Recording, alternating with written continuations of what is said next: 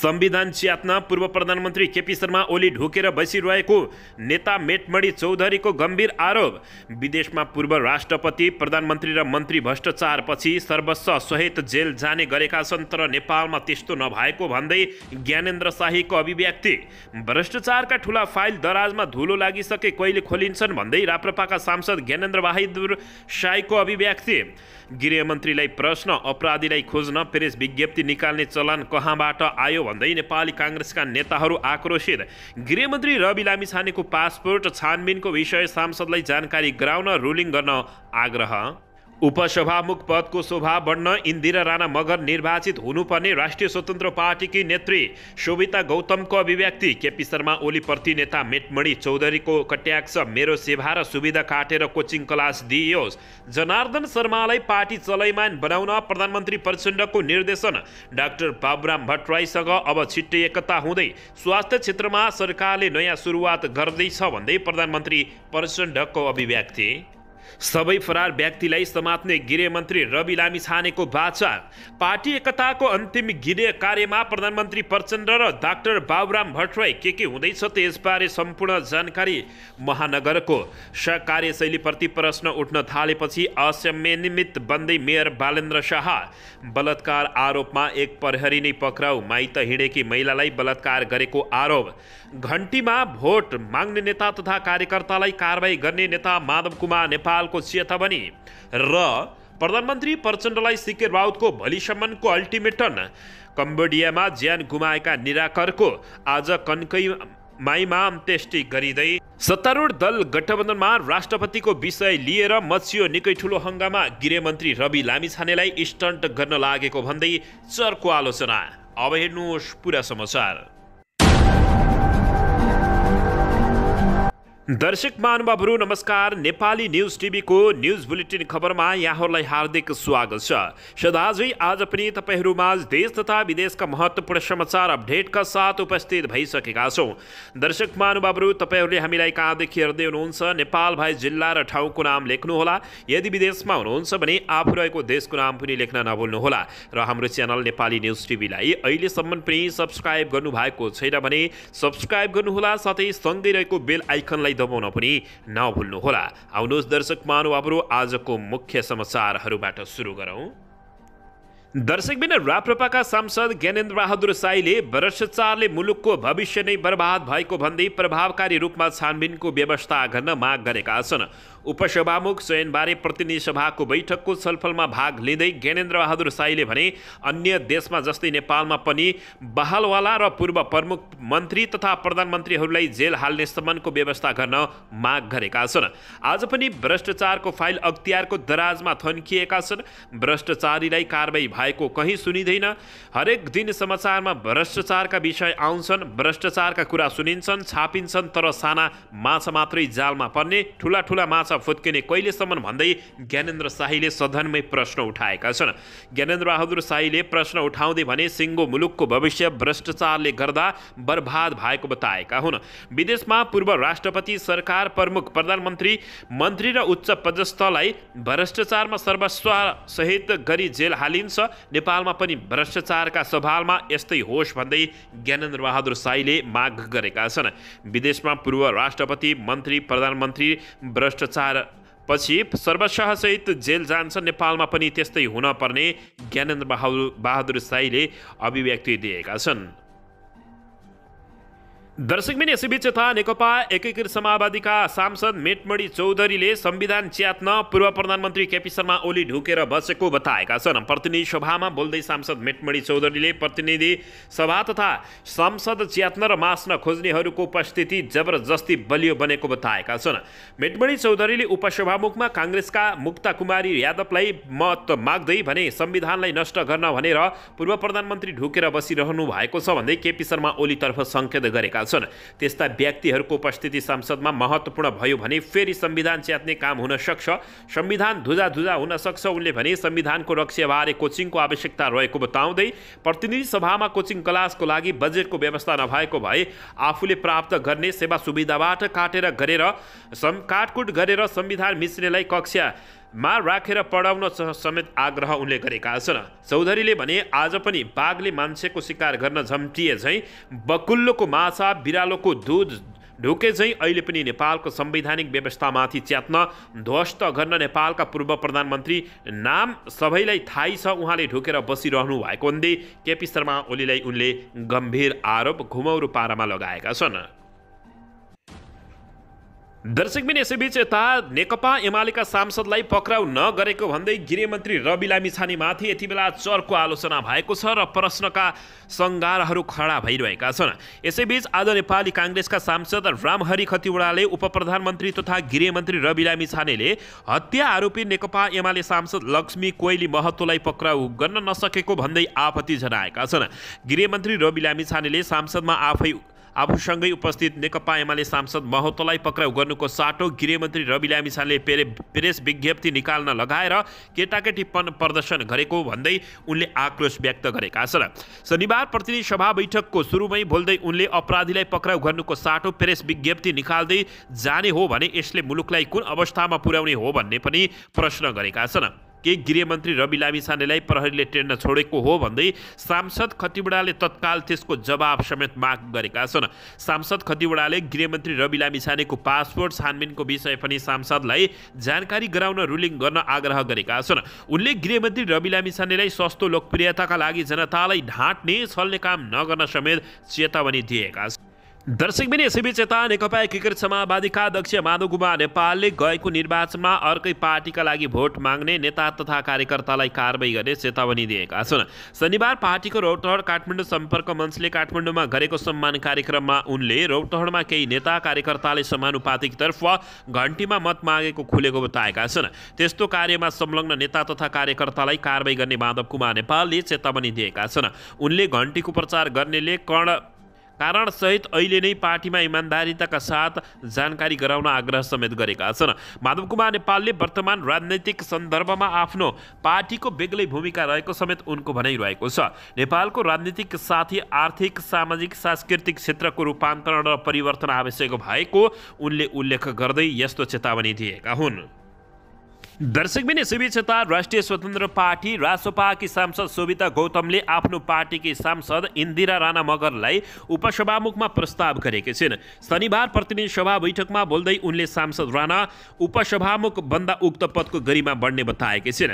माननीय इन्दिरा राणा मगर उपसभामुखको कुर्सीमा बस्नु भनेको उहाँको योग्यताको मात्र कदर भएको होइन, बरु सम्मानित उपसभामुख पद पनि शोभनीय हुने हो उनले बताएकी छिन्। इन्दिरा राणा मगर सांसदमा नयाँ अनुहार भए पनि समाज रूपान्तरणको अथक प्रयासपछि राजनीतिमा आएको व्यक्ति भएको भन्दै सांसद गौतमले बताएकी छिन्। सांसद राणा मगरले पदको उपसभामुख पदको जिम्मेवार कुशलतापूर्वक निर्वाह गर्न सक्ने पनि उनले बताउँदै अन्ततः आफ्नै पार्टीकी नेत्रीलाई उनले भोट मागेकी हुन्। दर्शकबिन यसैबीच यता नेकपा माओवादी केन्द्रका उपमहासचिव तथा निवर्तमान अर्थमन्त्री जनार्दन शर्माले प्रधानमन्त्री एवं पार्टी अध्यक्ष पुष्पकमल दाहाल प्रचण्डसँग भेटवार्ता गरेका छन्। सो क्रममा अध्यक्ष पुष्पकमल दाहाल प्रचण्डले आफू सरकारको काममा व्यस्त भएकाले पार्टीलाई चलायमान बनाउन शर्मालाई निर्देशन दिएको बताइएको छ। आज बिहान बालुवाटारमा भएको छलफलमा पार्टीलाई सक्रिय बनाउने विषयमा छलफल भएको स्रोतले दावी गरेको छ। पछिल्लो समय अध्यक्ष पुष्पकमल दाहाल प्रचण्ड सरकारको नेतृत्व गरेर सरकारमा सहभागी भएपछि पार्टी ठप्प भएको चर्चा उठ्न थालेको छ। उपमहासचिव वर्षमान पुन अनन्त अस्वस्थ छन्। उनी हिजो मात्रै अस्पतालबाट डिस्चार्ज भएका छन्। उनको कलेजो प्रत्यारोपण गर्नुपर्ने भनिएको छ। पुनः स्वास्थ्य लाभ गरेर घरमै छन्। अध्यक्ष प्रचण्डले शर्मालाई बोलाएर सङ्गठनलाई सक्रिय बनाउन निर्देशन दिएका छन्। अहिले पनि शर्माले महाधिवेशनको पार्टीको सङ्गठन प्रमुखको हिसाबले गतिविधि गरिरहेका छन् भने प्रचण्डले शर्मालाई डाक्टर बाबुराम भट्टराई नेतृत्वको नेकपा समाजवादी पार्टीसँग एकताका लागि गृह कार्य थाल्न पनि निर्देशन दिएका छन्। दुई दल बीचको एकताको लागि दुवै तर्फबाट वार्ता समिति गठन गरिएको छ। प्रचण्डले आज या भोलिभित्रै एकता प्रक्रिया टुङ्गो लगाउने समेत भनेको जानकारी प्राप्त भएको छ। दर्शकबिन यसैबीच नेकपा माओवादी केन्द्रका अध्यक्ष तथा प्रधानमन्त्री पुष्पकमल दाहाल प्रचण्डले स्वास्थ्य क्षेत्रमा पनि राम्रो गरिने बताएका छन्। प्रधानमन्त्री पुष्पकमल दाहाल प्रचण्डले प्रोटिनयुक्त खानपानको व्यवस्था सबै नागरिक माझ पुर्याउन सरकारबाट भइरहेको प्रयास प्राप्त नभएको बताएका छन्। शनिबार काठमाडौँमा आयोजित दोस्रो संस्करणको right to protein run half marathon कार्यक्रममा बोल्दै उनले यस्तो बताएका छन्। उनले खेल क्षेत्रबाट स्वास्थ्य र अनुशासित जीवन पद्धतिको विकास हुने बताउँदै उनले देशले अहिले पोल्ट्री व्यवसायमा आत्मनिर्भर भएको बताउँदै उनले वनस्पतिजन्य खाद्यमा पनि आत्मनिर्भर हुने र बालबालिकालाई त्यसको लागि आवश्यक पर्ने प्रोटिनको मात्रा उपलब्ध गराउने कुरा सरकार प्रतिबद्धता रहेको बताएका छन्। उनले अहिलेको सरकारले स्वास्थ्यको क्षेत्रमा नयाँ सुरुवात गर्ने गरी तयारी गरेको भन्दै जनताको स्वास्थ्यलाई उच्च प्राथमिकतामा राखेर केही नीतिगत र व्यावहारिक निर्णय गर्ने लागेको भन्ने बताएका छन्। प्रधानमन्त्री प्रचण्डले भने स्वास्थ्यको क्षेत्रमा सरकारले नयाँ सुरुवात गर्दैछ। यो क्षेत्रमा जनताको सेवाको लागि सरकारले गर्नुपर्ने काम धेरै छ। जनताको स्वास्थ्यलाई उच्च प्राथमिकतामा राखेर केही नीतिगत र व्यावहारिक निर्णय गर्ने प्रधानमन्त्री पुष्पकमल दाहाल प्रचण्डले अभिव्यक्ति दिएका छन्। दर्शकबिन यसैबीच कम्बोडियाको एक क्यासिनोमा भएको आगलागीमा परेर ज्यान गुमाएका झापा बिर्तामोड 1 का निराकर पाण्डेको शनिबार कन्कै माइमान्त्येष्टि गरिने भएको छ। शुक्रबार काठमाडौँ ल्याइएको उनको शव शनिबार बिहान झापा ल्याएर कन्कै माइमान्त्येष्टि गर्न लागि छ। गत पुस 14 गते कम्बोडियामा निधन भएका पाण्डेको शव 14 दिनपछि घिरे जिल्ला झापा ल्याइएको हो। बिर्तामोड नगरपालिका वडा नम्बर 1 का वडा अध्यक्ष अग्निप्रसाद पाण्डेका महिला छोरा निराकरको मृत्यु भएको हो। गत पुस 21 गते प्रधानमन्त्री पुष्पकमल दाहाल प्रचण्डसँग निराकरका परिवारका सदस्यहरूले भेट गरेका थिए। भेटमा प्रधानमन्त्री प्रचण्डले निराकरको शव नेपाल ल्याउन र परिवारलाई सरकारको तर्फबाट सहयोग गर्ने प्रतिबद्धता व्यक्त गर्दै धैर्य धारणका लागि निराकरका बुवा अग्निलाई आग्रह गरेका थिए। कानुनी प्रक्रिया पूरा गरेर निराकरको शव नेपाल ल्याउन ढिलाइ भएको थियो। अन्ततः उनको शव हिजो आएको हो भने आज अन्त्येष्टि गर्न लागि जानकारी प्राप्त भएको छ। दर्शकबिन यसैबीच अबको राजनीतिक लडाईँ राष्ट्रपतिको हो भन्दै चित्रबहादुर केसीले कटाक्ष गरेका छन्। यसैबीच जनमोर्चाका अध्यक्ष चित्रबहादुर केसीले राष्ट्रपतिका लागि राजनीतिक लडाईँ सुरु भइसकेको बताएका छन्। प्रतिनिधि सभाको जारी बैठकमा बोल्दै अध्यक्ष केसीले दलहरूबीच राष्ट्रपतिका लागि लडाईँ सुरु भएको बताएका हुन्। यसका लागि दलहरूलाई कम्फर्टेबल सभामुखको भूमिका चाहिने भएकाले सभामुखलाई पनि गाह्रो हुने स्थिति देखिएको भन्दै उनले दलहरूले पद र शक्तिका लागि गरेको लडाईँप्रति कटाक्ष गरेका छन्। दलहरूले अहिले पनि महिलालाई दोस्रो दर्जाको रूपमा राखेको आरोप लगाउँदै उनले महिलालाई सभामुख नबनाएर उपसभामुखमा सीमित गर्न खोजेको समेत आरोप लगाएका छन्। दर्शकबिन यसैबीच बलात्कारको आरोपमा एक प्रहरी नै पक्राउ परेका छन्। दाङमा एक प्रहरी जवानलाई बलात्कारको आरोपपछि पक्राउ गरिएको छ। सुनवल दाङमा कार्यरत प्रहरी जवान रामबहादुर कार्की बलात्कार मुद्दामा पक्राउ परेका हुन्। जिल्ला प्रहरी कार्यालय दाङले पक्राउ गरेर उनी विरुद्ध जबरजस्ती गर्ने मुद्दा समेत दायर गरेको बताइएको छ। आरोपित कार्कीले सल्यान माइत जाँदै गरेकी एक महिलालाई बाटोबाटै होटलमा लगेर बलात्कार गरेको आरोप लागेको छ। माइत नपुगेपछि महिलाको श्रीमानले सोधपुछ तथा खोजी गर्दा आफूमाथि बलात्कार भएको भन्दै घटनाको बारे खुलासा भएको थियो। घटनामा खुलेपछि श्रीमान र श्रीमती दुवै उपस्थित भएर कार्की विरुद्ध मुद्दा दायर गरेको जिल्ला प्रहरी कार्यालय दाङले जानकारी दिएको छ। त्यसै अनुसार अनुसन्धानका क्रममा महिला र कार्की बीच पुरानै सम्बन्ध भएको पनि खुलेको प्रहरीले जानकारी दिएको छ। होटलमा बस्न पुगेका ती महिलाले रेकर्ड खातामा कार्कीलाई आफ्नो श्रीमान भनी उल्लेख गरेको पाइएको पनि बताइएको छ। कार्कीलाई 13 दिनदेखि प्रहरी हिरासतमा राखेर घटनामा अनुसन्धान भइरहेको दाङको प्रहरीले जानकारी दिएको छ। दर्शकबिन यसैबीच महानगरपालिकाका कार्यशैलीप्रति प्रश्न उठ्न थालेपछि काठमाडौँ महानगरपालिकाका मेयर बालेन शाह असंयमित हुन थालेको बताइएको छ। महानगरपालिकाभित्र व्यवस्थापन बिना नै जथाभावी डोजर चलाएको विषयमा प्रश्न गर्नेहरूलाई मेयर बालेन्द्र शाहले अमर्यादित जवाब दिँदै प्रति प्रश्न गर्न थालेका छन्। शुक्रबार राति मात्रै चलचित्र निर्देशक तथा कमेडी क्लब विथ च्याम्पियनका निर्माता विशाल भण्डारीले भत्काउने बाहेक बनाएको देखिएन भन्ने प्रश्न गर्दा मेयर बालेन्द्र शाहले गैर जिम्मेवारीपूर्ण जवाफ दिएको बताइएको छ। सार्वजनिक रूपमा प्रश्न गरेका भण्डारीलाई मेयर बालेन शाहले व्यक्तिगत लान्छना र उनको व्यवसायमाथि उल्टो प्रश्न गर्दै कमेन्टमा लेखेका छन्, तिम्रो सो पैसाको भोटले जितिन्छ, तिमी पैसा कमाउन आएका हौ, तिम्रो अस्तित्व पैसा बाहेक केही छैन, तिमी जस्तो बिकाउ मान्छेलाई जवाब दिन जरुरी छैन, मेयर बालेन शाहको जवाब रहेको छ। दर्शकबिन, मेयर बालेन शाहको यो जवाबमाथि सामाजिक सञ्जाल फेसबुकमा लामै बहस भएको छ। त्यसपछि निर्देशक भण्डारीले अर्को स्ट्याटस लेखेर आफ्नो प्रश्न दोहोऱ्याएका छन्। उनले भने, मैले प्रश्न सोधेको हो, भत्काउनु बाहेक के बनाउनु भयो? पहिलो प्रश्नको उत्तर नपाएपछि दोस्रो स्ट्याटसमा भण्डारीले मेयर बालेन शाहलाई श्री 8 को संज्ञा दिएका छन्। दोस्रो प्रश्नमा मेयर बालेन शाहले थप आक्रामक हुँदै कमेन्ट गरेका छन्। निर्देशक भण्डारीलाई भाइ सम्बोधन गर्दै मेयर बालेन शाहले मदिरा पिएर लेखेको आरोप मात्रै लगाएका छैनन्, प्रश्न गरेर दुःख दिएको बताएका छन्। मेयर शाहले भण्डारीलाई प्रति प्रश्न गर्दै लेखेका छन्, प्रश्न सोध्न पाइन्छ भाइ, काम गरिराखेको मान्छेलाई दारू खाएर राति राति दुःख दिन पाइँदैन, तिम्रो गाउँको मेयरले के गर्दैछ थाहा छ भनेर उनले बताएका छन्। मेयर बालेन शाहले यस्तो लेखेपछि सबैले गाली समेत गरेका छन्। दर्शक महानुभावहरू, मेयर बालेन शाहले यसपटक मात्रै होइन, यसअघि पनि आफूलाई प्रश्न गरेको बताइएको छ।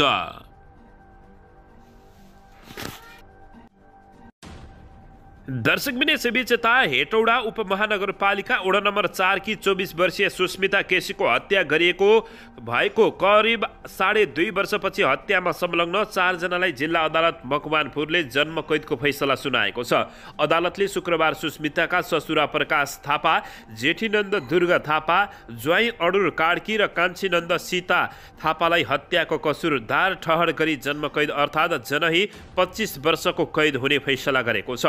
दर्शकबिन, यस्तै अदालतले सासू तुलसा थापालाई हत्याको मतियार ठहर गरी 10 वर्षको जेल सजाय तोकेको छ। जिल्ला अदालत मकवानपुरका न्यायाधीश श्री प्रसाद सञ्झेलको एकल इजलासले उक्त फैसला गरेको बताइएको छ। गत पुस 21 गते बिहिबार नै 5 जना अभियुक्तलाई अदालतले दोषी ठहर गरेको थियो। अदालतले मृतक सुस्मिताको सासू ससुरा 2 जना नन्द र जेठी नन्दका श्रीमानलाई दोषी करार गरेको हो। जायरवालाको तर्फबाट जिल्ला सरकारी वकिलको कार्यालय मकवानपुरका जिल्ला न्यायाधिवक्ता मुकुन्द पौडेल, जिल्ला सहायक न्यायाधिवक्ता राजेन्द्र मणि पौडेल, अधिवक्ता राजेन्द्र शर्मा, मदन कुमार दाहाल, मदन प्रसाद भट्टराई, अप्सरा बस्नेत, बालकृष्ण अधिकारीले बहस गरेका थिए भने प्रतिवादीका आधा दर्जन अधिवक्ताले बहस गरेका थिए। कपिलवस्तु बाणगङ्गा नगरपालिकामा माइती घर भएकी सुस्मिताका पति रूपेन्द्र थापाको 2076 असोज 23 गते मोटरसाइकल दुर्घटनामा मृत्यु भएको थियो। उनीहरूको विवाह 2076 वैशाख 18 गते भएको थियो। पतिको दुर्घटनामा मृत्यु भएपछि पतिको नाममा रहेको बिमा रकम हात पार्नका लागि हत्या गरिएको प्रहरीको अनुसन्धानमा खुलेको थियो। तर ससुराले सुस्मिताको हत्यालाई आत्महत्या देखाउने प्रयास गरेका थिए।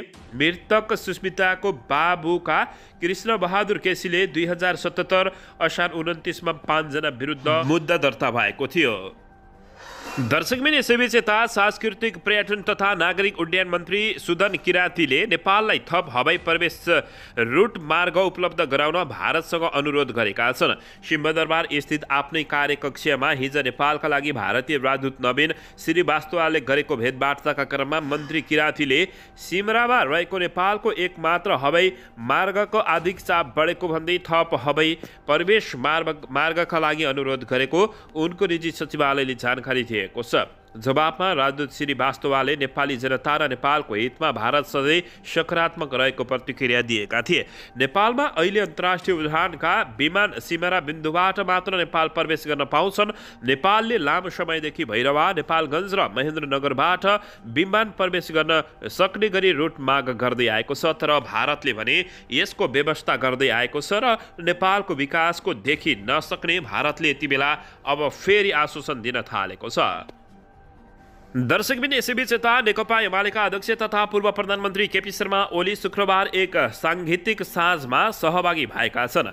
केपी शर्मा ओली नेपाल स्थित भारतीय दूतावासले आयोजना गरेको साङ्गीतिक साँझमा सहभागी भएका हुन्। उक्त कार्यक्रममा प्रधानमन्त्री प्रचण्ड सहित विशिष्ट व्यक्तिहरूको सहभागिता रहेको थियो।